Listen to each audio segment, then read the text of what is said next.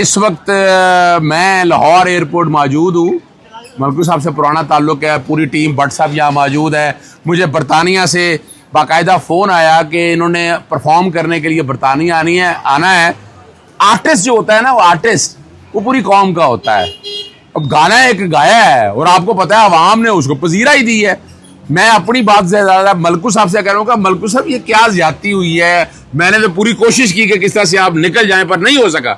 नहीं, पूरा अमला बड़ा प्यार कर रहा था। बात यह है कि मुझे जो PNI लिस्ट है उसमें डाला गया है। उसकी वजह यह कि मैंने गाना गाया है और आर्टिस्ट तो पता है कि सबका साझा होता है और आवाम मुझे सुनना चाहती है तो मुझे ऑफलोड कर दे तो पूरी दुनिया में ये क्या मैसेज आएगा।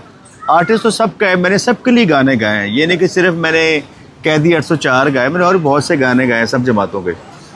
देखिए ना, ये मैं मुख्तसर सा पैगाम सिर्फ आपके लिए इसलिए देना चाहूँगा कि आप समझ सकेंगे क्या ज्यादती है।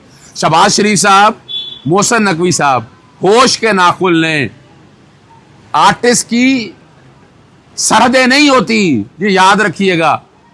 वो पूरी दुनिया में जाना जाता है। और सेकेंडली ये कि मैंने वहाँ से ज़रा मुवाजना पाकिस्तान में ही लाना था।